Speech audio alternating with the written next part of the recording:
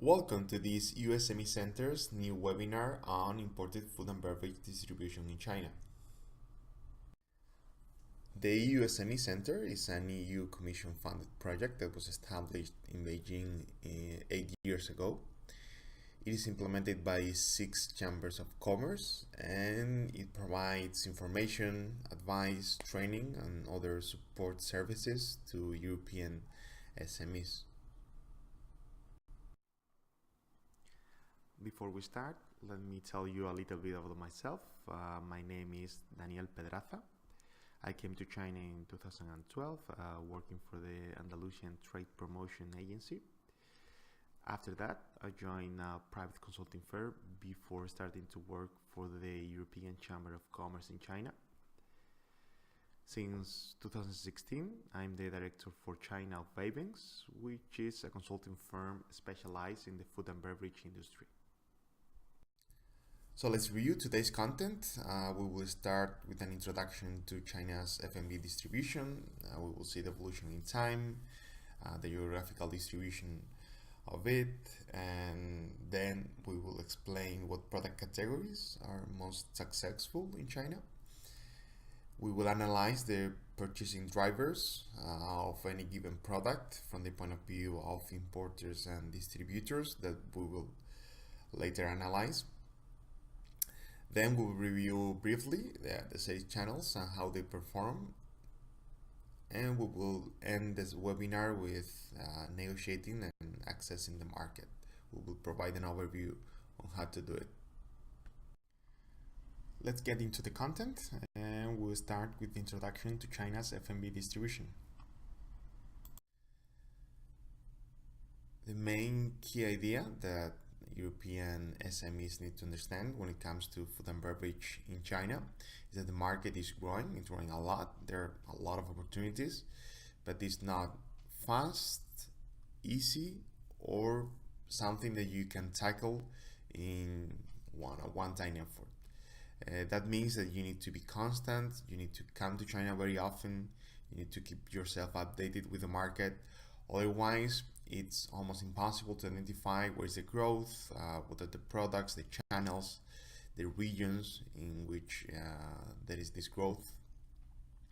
There are many other different aspects that we will be seeing during this webinar, but the key takeaway is China is not easy. You need to prepare, you need to adapt, and you need to be constant in the market.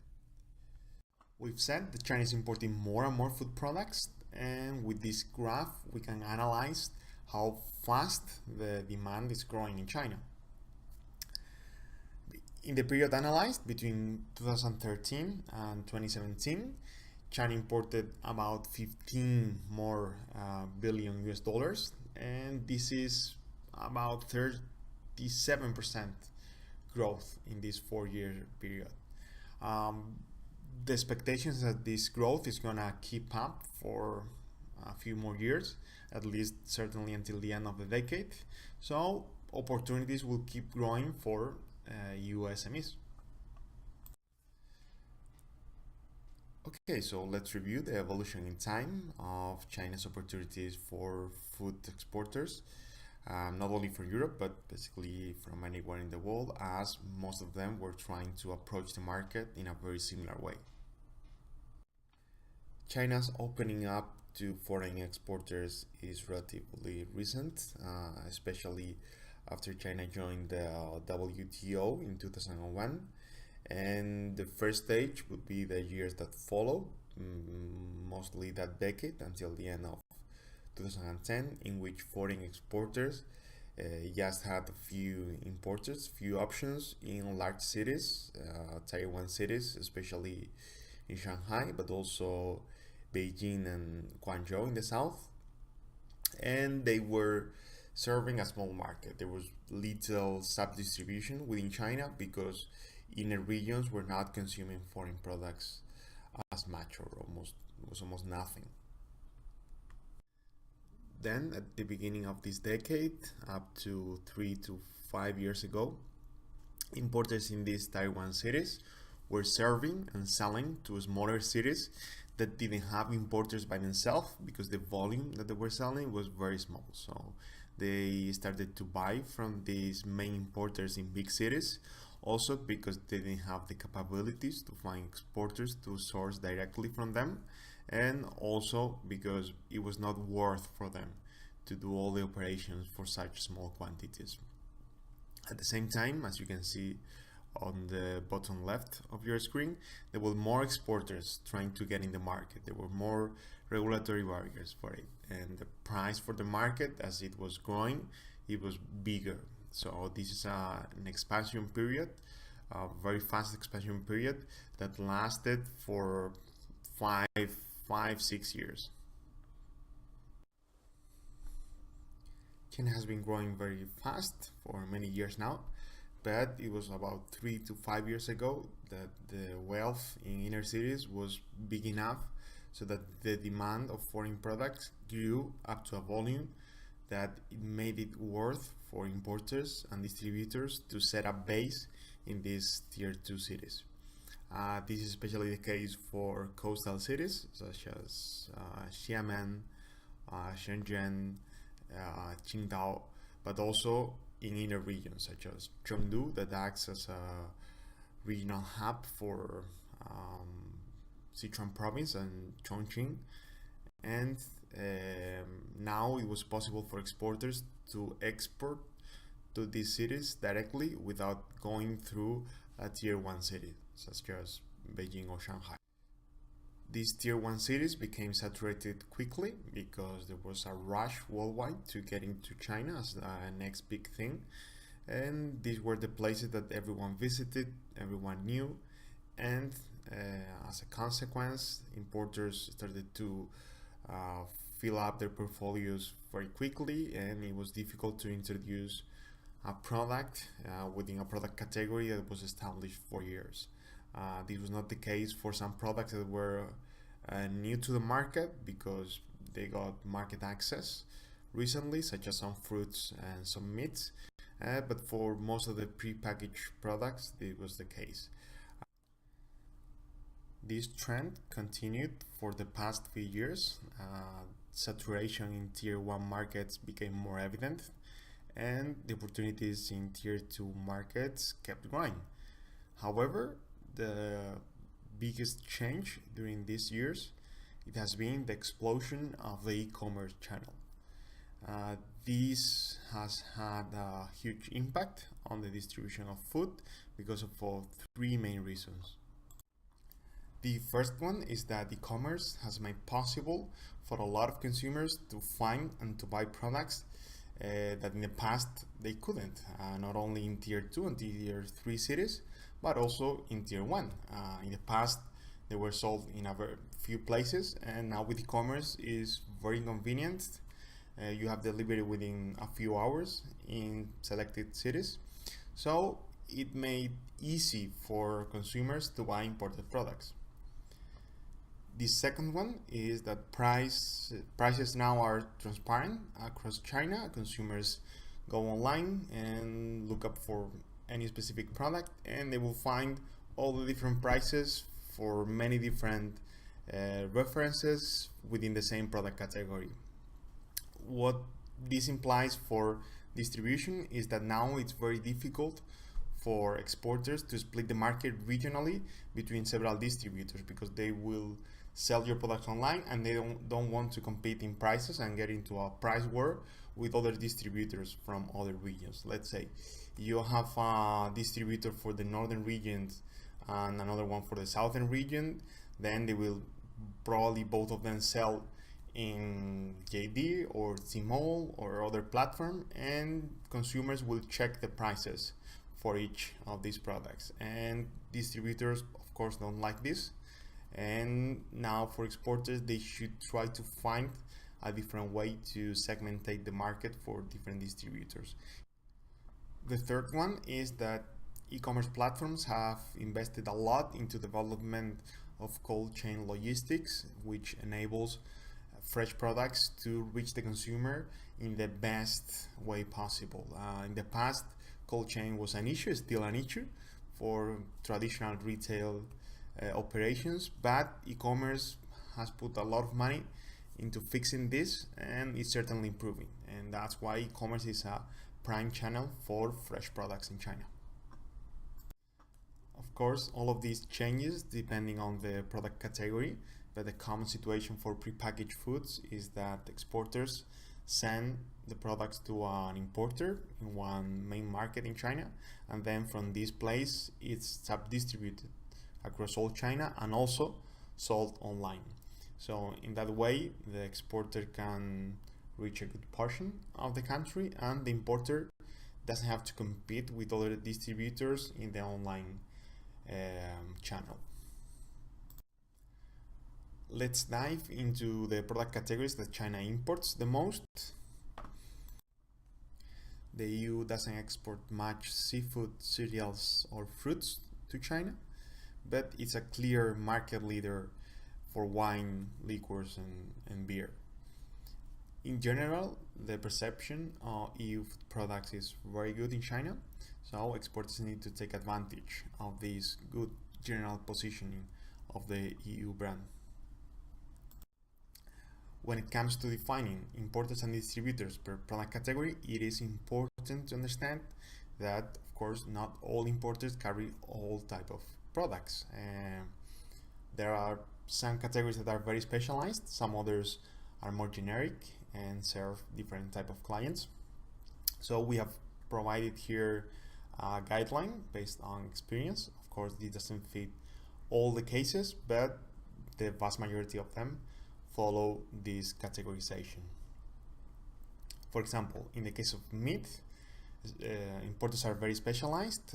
They carry one or more type of meats. For example, they could have pork and beef, or beef and mutton, and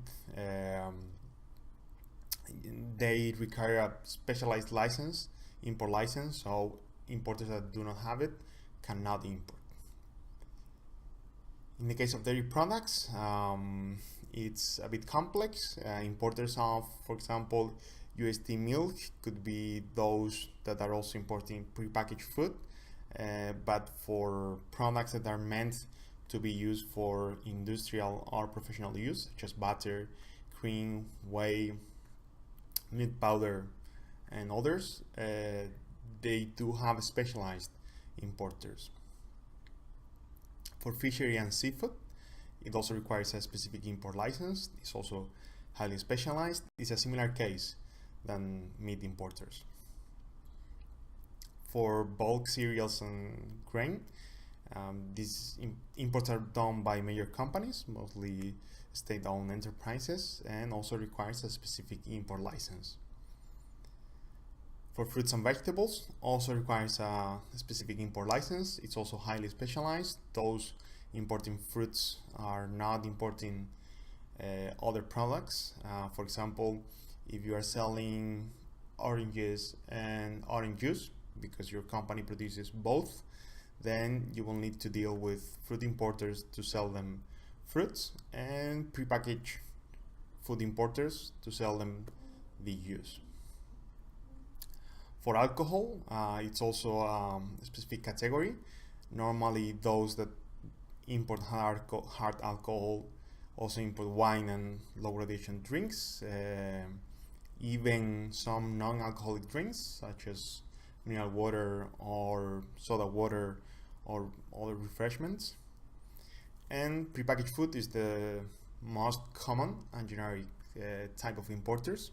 Include packaged cereals, pastry, confectionery, chocolate, snacks, non-alcoholic beverage, and basically everything that is not included in the previous categories. Let's review now the purchasing drivers for consumers and importers. Importers choose the products they buy based on 4 main factors. The first one is the origin. Depending on where your product is produced and the image of your country for your product category, then your product will be perceived in a certain way. China gives the utmost importance to the origin. When you go and buy imported products, usually the first thing you will see on the price tag is going to be the origin of the product, not the brand, the commercial brand of it. This of course has exceptions, but the general rule is the origin comes first. So if you're trying to sell a very good product from an unknown origin, you have to overcome this issue. On the other side, if you're selling a product from a country that is well perceived by Chinese importers, then you have a clear advantage over other competitors. As we said, the EU in general is well perceived, so importers from smaller EU countries with less tradition exporting to China can leverage the EU brand to their advantage. The second purchasing decision point is price. Of course, this is as in any market in the world. Importers are price sensitive, and the lower the price, the better. But it's also true that China accepts high prices for some product categories. So, for example, in the case of fruits, China wants to buy premium fruits from the EU, so they don't mind as much if the fruit is more expensive, but they want premium quality. This happens in a few product categories, and you need to understand how your product competes with other options from the same origin and from the same price range. Then the image of your product comes into play, depending on how well your product looks and your brand and how good your marketing is, how much resources you want to put into marketing, and how good your packaging is and appealing for the Chinese consumer. So all of these are factors that importers consider when buying and choosing from many different brands. EU exporters need to understand that the market is flooded with brands from all over the world, from probably within the same country, and any small difference can make actually a huge difference for the importer. So they have to choose from many different brands. They will only choose those that fit better their requirements. As a consequence of that, how you manage the export process and how much risk you can reduce for the importer is a great way to differentiate from other competitors. For example, if your product has been exported to China in the past, then importer knows that all the product is compliant with Chinese regulations, so that's a big advantage. If your product has a shelf life above the average of the market for that product category, then you also have an advantage, because that means that the importer will have more time to sell and to distribute your products. If you are familiar with negotiations with Chinese importers, you will see that shelf life is always a major issue, because it takes at least 2 months to get the product into the shelves of retailers. So importers need to have some time to actually sell the products. So the longer the shelf life, the better. This can be applied for every single item in which a company with experience, with knowledge about the market, will always be better for the importer compared to some newcomer to the market. So it's important that you train yourself into understanding how the Chinese market works. These webinars are great examples, but the EU SME Center has a lot of interesting materials in their knowledge center. So you can check their website and see if you can complete your knowledge of your product category within some of the materials already published. When it comes to describing general trends among consumers in China, it's always very difficult because of the massive size of the country and all the regional differences among them. However, we try to put together a few key ideas. For example, Chinese consumers have a limited knowledge about new products. This is because in the past they didn't have access to them, and everything, as we have explained, has been very recent. So they are finding and trying new products on a daily basis. They have a big appetite for them, and this is actually an advantage for exporters, because they can work on sending the right message to the consumer. They can educate the consumers from scratch within their product category, and of course they need budget to do this, but it's a great possibility to establish key advantage for the future in the long term. Also, cost is less of a concern. The main key metric is value for money. If the product is very good, they understand that they pay more for it, and that's not so much of an issue. And image it's essential as well, as we have just said. Health awareness has been not so important in the past, but is now getting more and more important. This applies especially to China's middle and upper class, which are our target, so that's perfect. Also, the convenience has impacted a lot the way that Chinese consumers buy their products. Basket size has been reduced and purchasing frequency as a consequence has been increased. They buy a lot in convenience stores now, they're growing a lot, and also through e-commerce. So you need to take that into account when offering different formats. Smaller formats are, generally speaking, working better, but of course this depends on the different product categories. According to McKinsey's 2018 Global Sentiment Survey, Chinese consumers are way more likely to trade up to a more expensive brand than to trade down to a cheaper one. This is not the case for other mature markets. China is growing a lot. The middle class is increasing in numbers by the millions every year.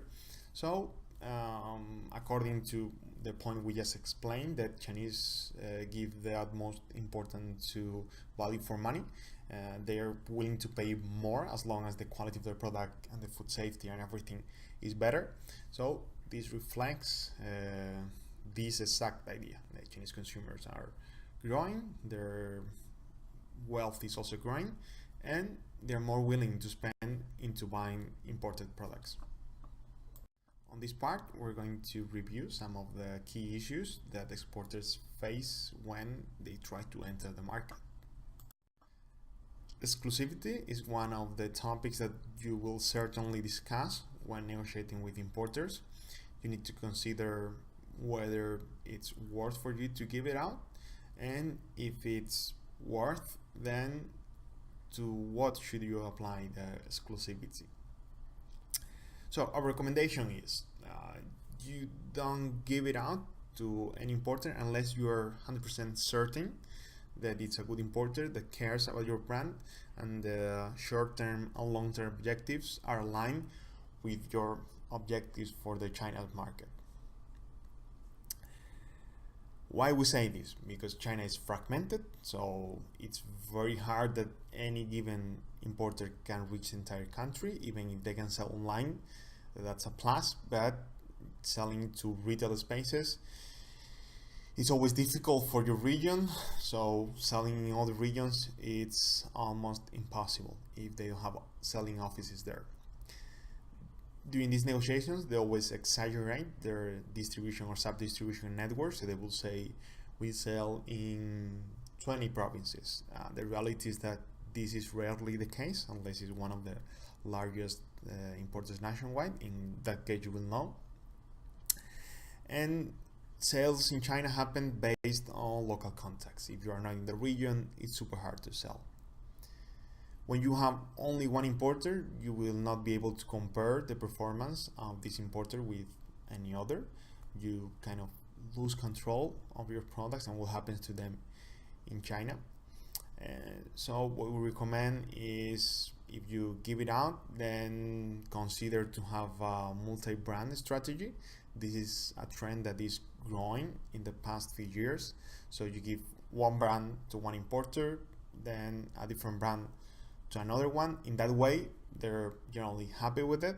They don't compete in the point of view of the Chinese consumer, and this is a way for you to avoid all the problems to having one exclusive distributor, and it's compromise of giving exclusivity.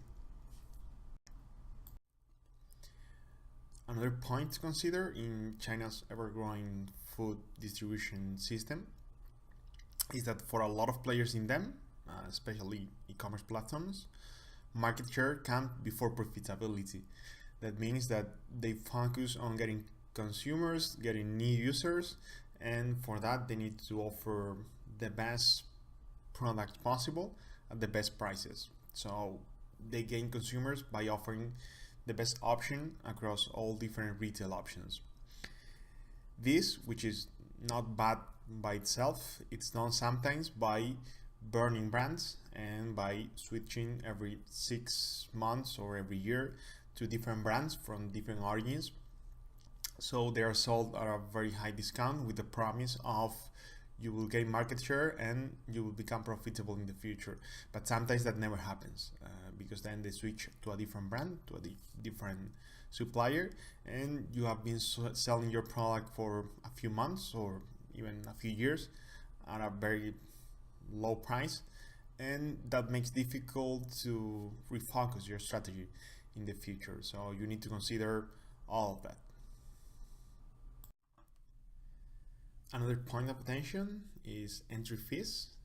This is something that is very likely to come up, especially if you're selling prepackaged products that are mainly sold through retail and e-commerce.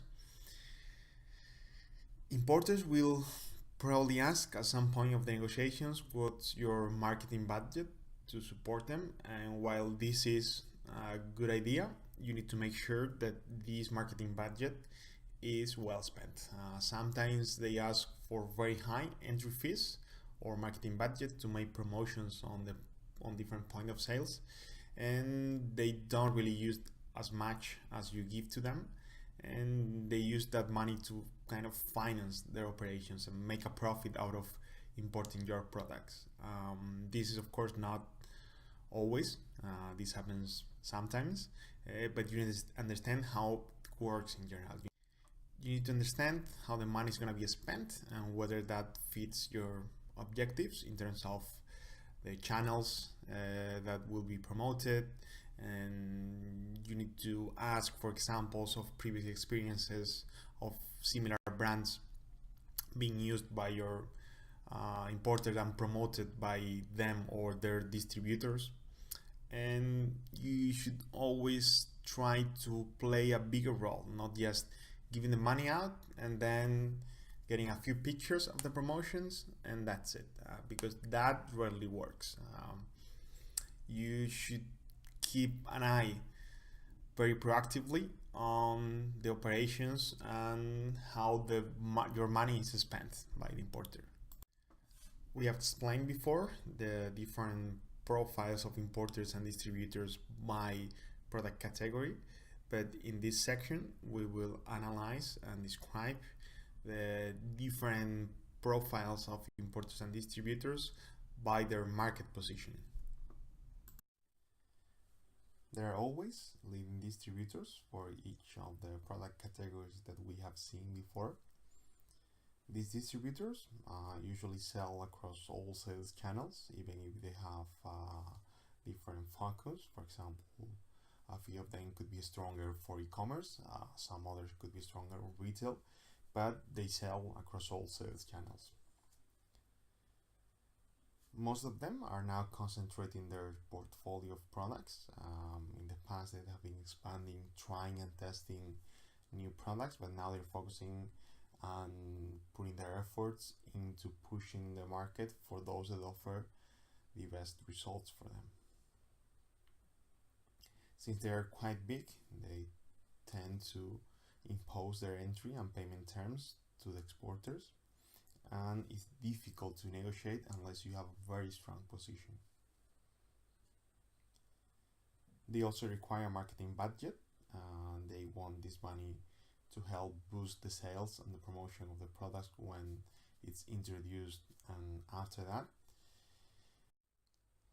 And nearly all of them are increasing their offer on products with private label using their own distributor brand. They're following different strategies. Some of them are working with the same brand for each product category, and some others have different brands for each product category. Some of the products that are usually being sold under distributor brand are UHT milk and beer, for example. Established distributors are those that are not leading distributors nationwide, but they have some sort of leadership in a region or for a certain sales channel, but they are not as big as those that are leading distributors. As we said, they may not have a relevant position in all channels.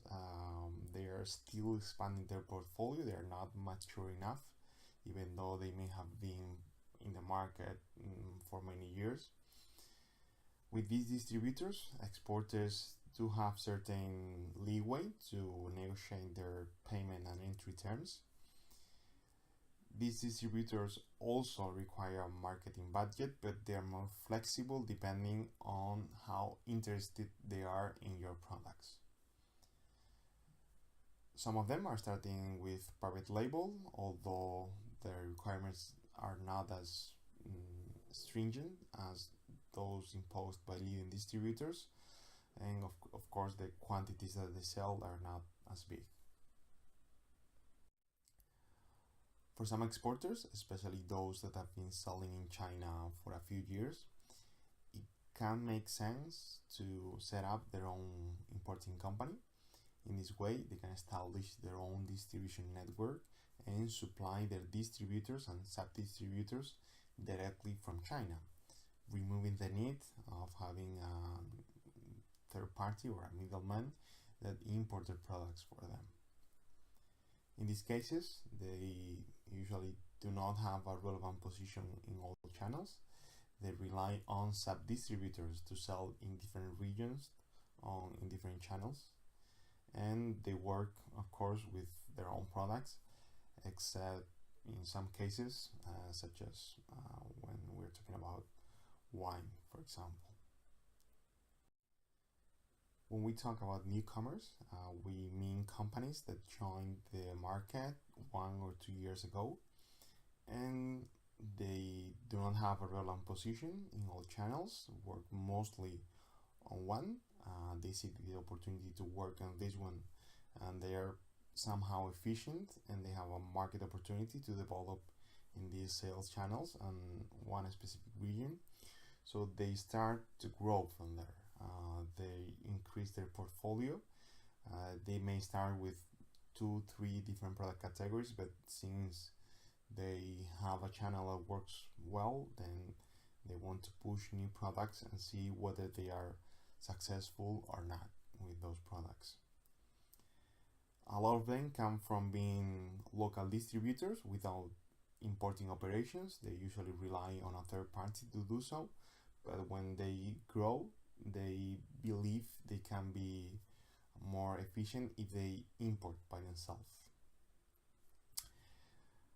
You have to take into account that their level of penetration, experience, and knowledge about different products and product categories, it's still a work in progress, meaning that they may not know a lot about your product or how to import your product, but the opportunity there it's bigger because they're increasing their portfolio and usually they're increasing their sales. Otherwise, they would go out of business in very short period of time.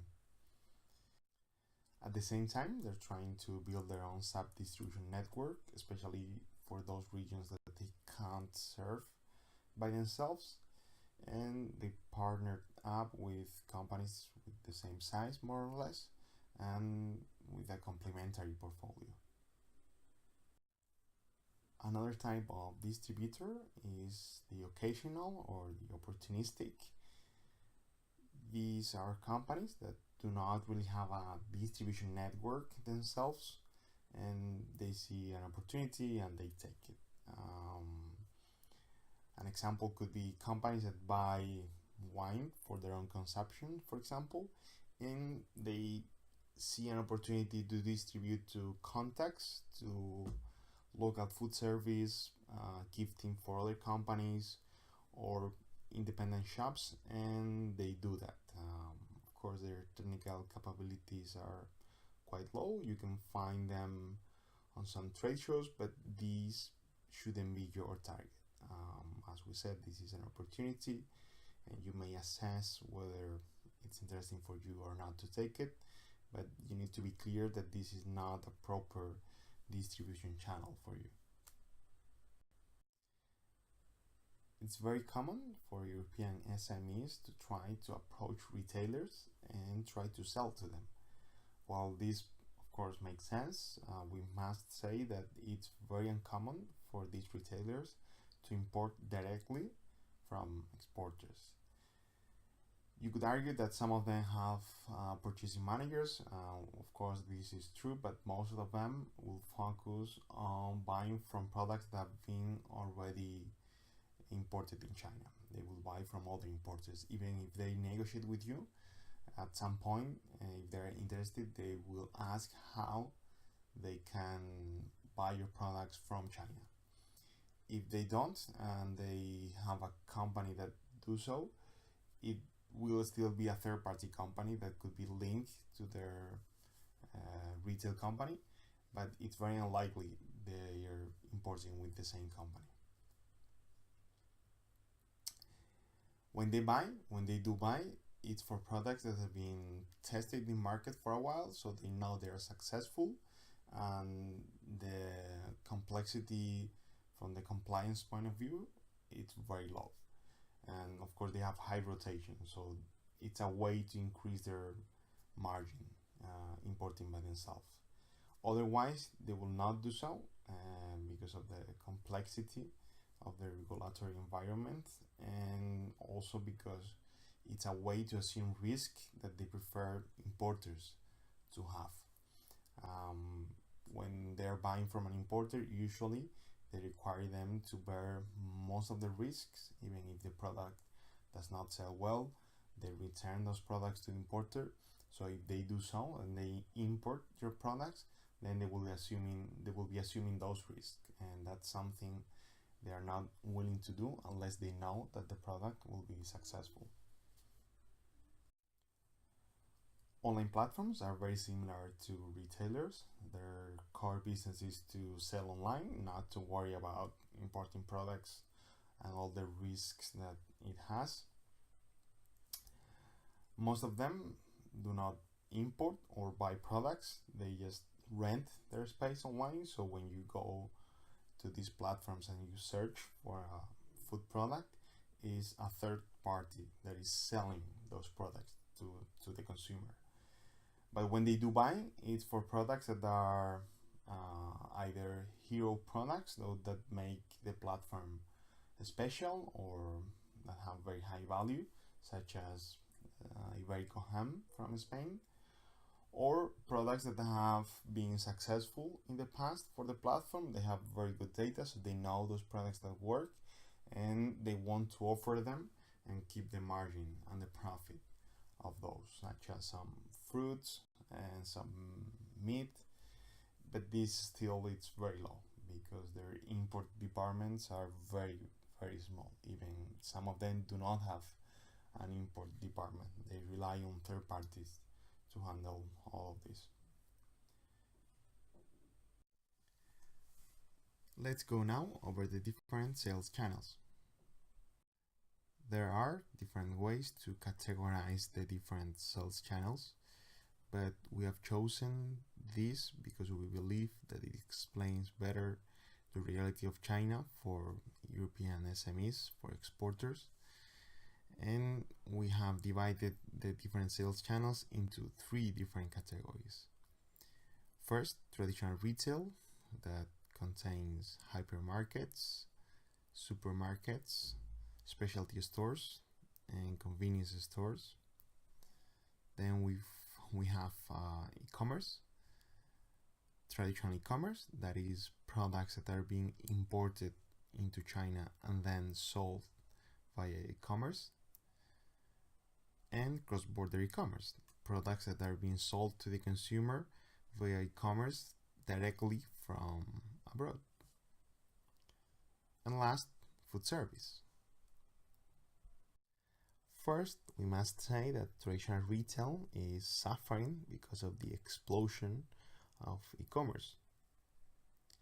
It's putting a lot of financial stress into many retail chains, but it depends a lot on the type of store. So let's review each one of them.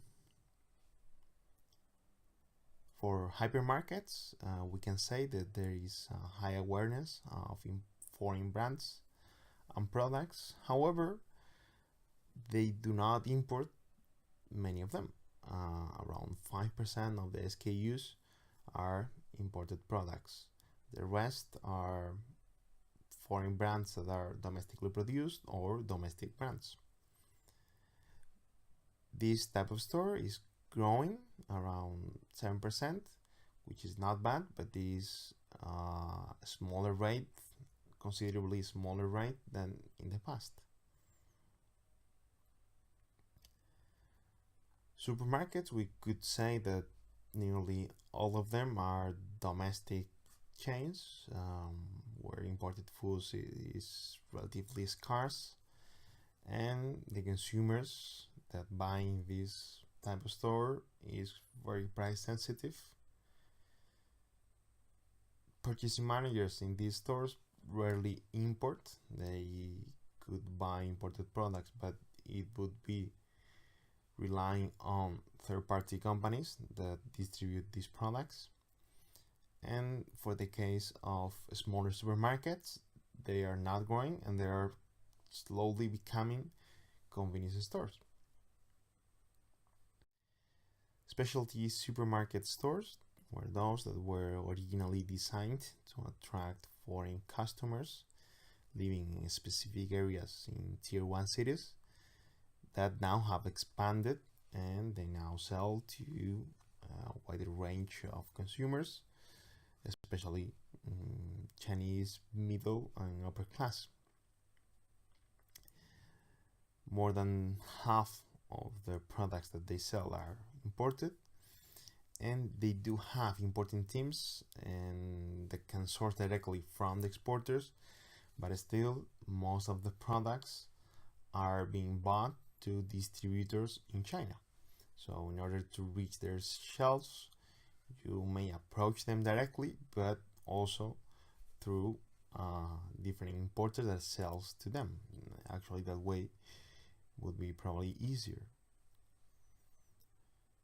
A few of them have a scheme of entry fees, high margins, and this it's something that you need to address and make sure that the rotation of your products, the sales of your products, will make worth for you to pay those entry fees, because some of them have been actually making profit out of having new brands and new products coming in, and exporters pay the entry fees or distributors pay entry fees, and that's the way for the retailer to make money. So you need to be careful with this and take it into account when you negotiate with these type of stores. Last, we have convenience stores. This is an increasingly important distribution channel for food, where rotation is more important than for any of the type of retailers seen before. And the share of imported products is rapidly increasing, but let's review that more in depth in the following slide. As we said, convenience stores are becoming an increasingly important sales channels for food. So let's review more in detail how it works and what are the main characteristics of this, since it's a not very well known channel for European SMEs. We can say that there are two types of convenience stores in China: those that are international chains, mainly Japanese chains such as 7-Eleven, Family Mart, or Lawson, that offer a greater amount of important products and very good management. They're growing a lot, around 80% in the last few years. The number of stores are growing 80%. That's huge. And of Of course, Asian products are overrepresented compared to products from other regions, but that's also changing. So more and more imported European products are being sold in these chains. On the other hand, we have domestic chains that offer a very limited amount of imported products. They are not as well managed as Japanese chains, so they're growing but a much slower pace. The average for all of them is 20%, so these domestic chains are growing below that 19.5% average. And in both cases, these are concentrated in tier 1 and tier 2 cities, but you can also find them in smaller cities as well. The products that you can find on convenience stores are those that work. If they do not sell, then you can't find them there. There's a high rotation of products, so if you need to pay entry fees, it makes more sense than when you pay them for getting into a specialty store, because the sales there are not as good as in CVS. The formats that you can see are much smaller. They are thought to be for immediate consumption, so you have smaller formats and less SKUs per each category. You have many categories, but very few options for each one of them.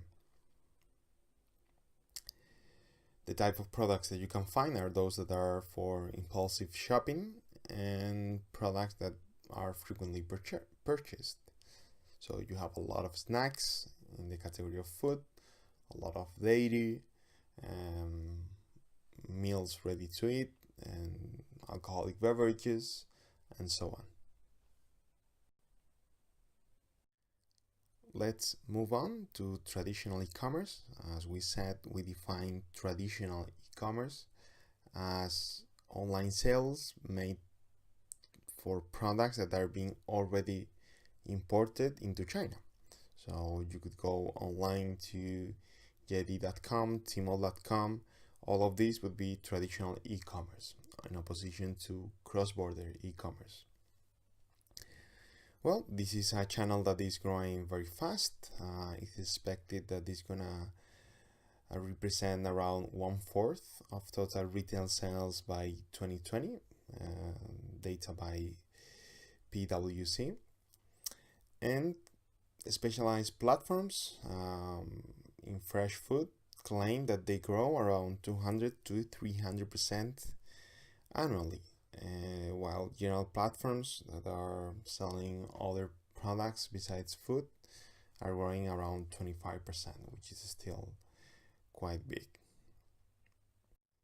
There are dozens of different platforms, so you must know the difference between each one of them, between the specialized fresh food or alcoholic beverages, or those that are generic for all food products and other products, before you can actually design your strategy to approach any of these.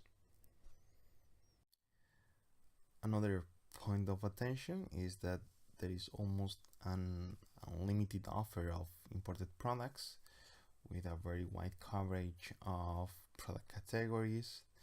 So it's very difficult to outstand among all these competitors that could be also from your country and other countries.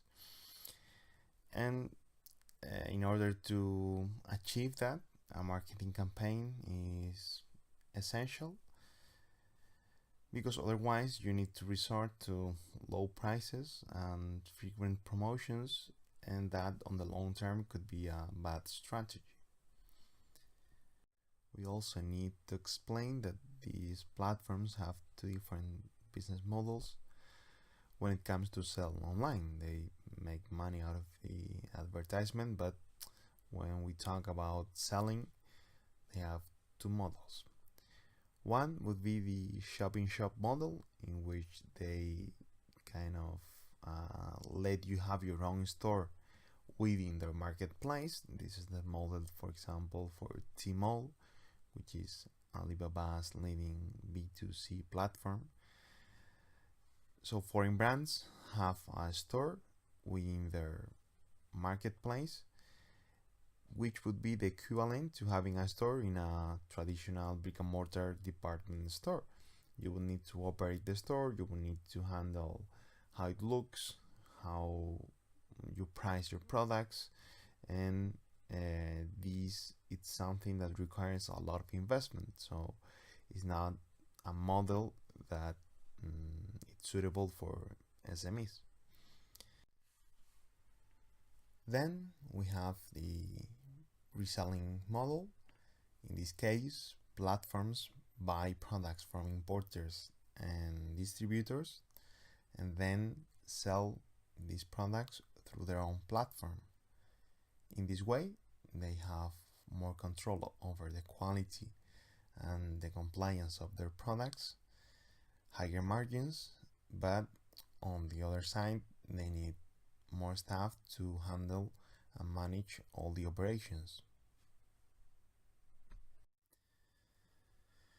These platforms are receiving a lot of investment. Their sales are growing rapidly, but most of them are yet to be profitable. There are a large number of players, but the reality is that they are concentrating around JD and Tencent on one side and Alibaba Group on the other side. That means that companies that are not either invested or owned by any of these groups will probably disappear or be absorbed by larger players. One trend in this industry is that they are all investing a lot into developing their cold chain and fast delivery, which allows them to operate with fresh produce very efficiently. As we mentioned before, larger platforms are starting to source directly two different types of products. Hero products, those that make the platform exclusive, such as Iberican ham from Spain, and products that sell volume, such as fruits or meat, especially beef. It's important to understand that these platforms lack any processing capacity. So they need to source products that are ready to be delivered to the consumer, which is especially relevant for product categories such as meat. Platforms buy small packages of steaks or other cuts, but never above a certain size, which it's normally around 1 kg.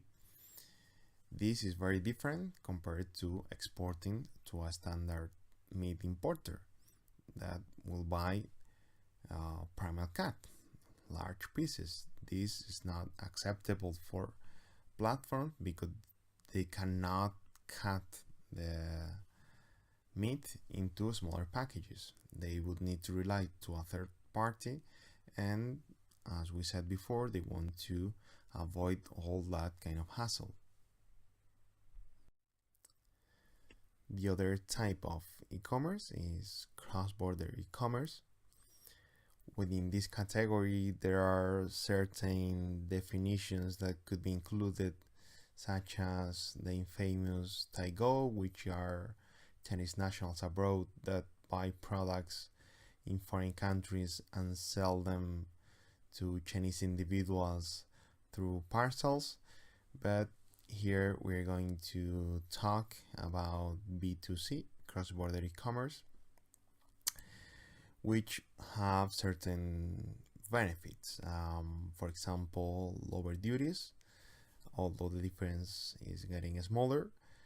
For example, for transactions below 2,000 yuan up to a maximum of 20,000 yuan per person per year, consumers will only need to pay 70% of the VAT and no import tariff. So that's a clear advantage over traditional imports. It's also less regulated for a reduced group of products.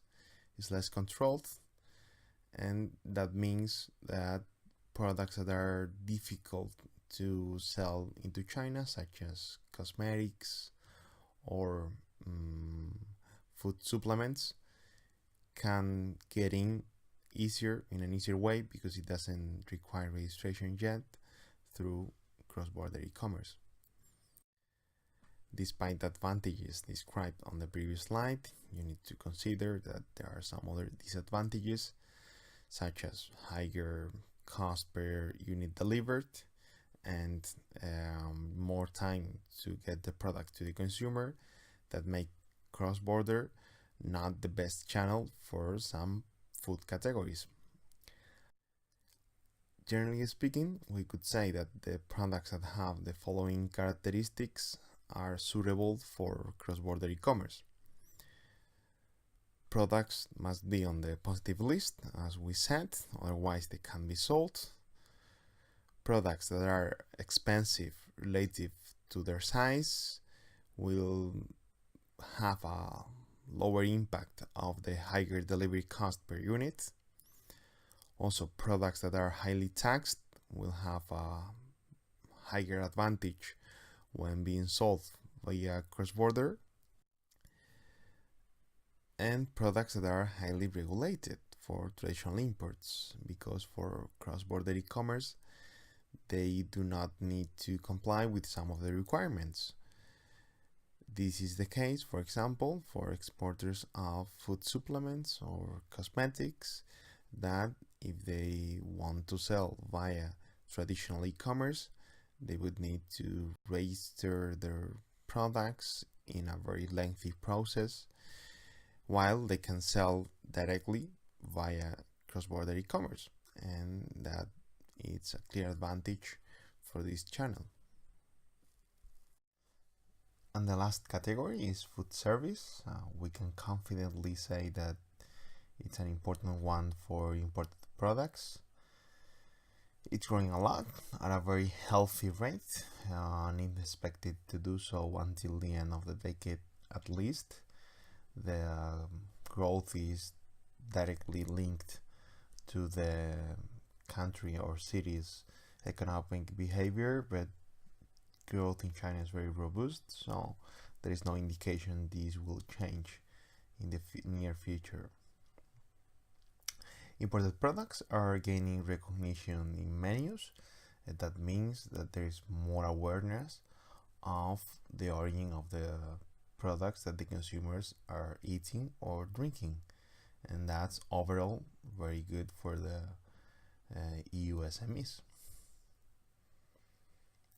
Foreign restaurants, hotels, and bars are growing, still mainly limited to Tier 1 and Tier 2 cities. But we must say that in Tier 1 cities, improved food standards, the expensive real estate, and the increasing labor costs shorten the price gap between foreign meals and domestic food because of the imported ingredients representing a much smaller percentage of the total cost of the meal.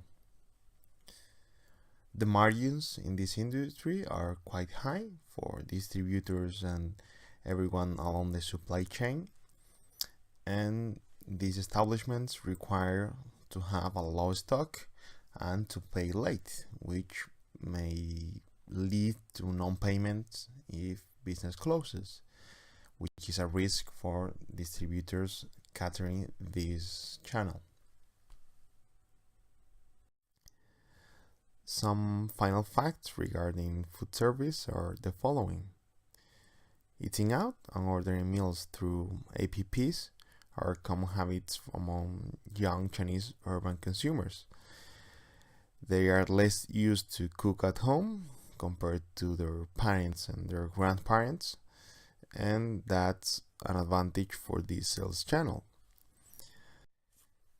Most Chinese consumers are eager to try new foreign products and dishes, and they're willing to pay a premium to enjoy them. This is why new food service concepts such as beef joints or craft microbreweries are popping up all around the country using foreign ingredients.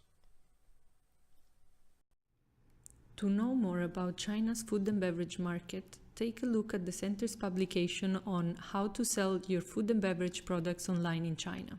The guide provides you with insights on the e-commerce market for food and beverage, enabling you to quickly understand the opportunities in the market and, more importantly, on how to access them.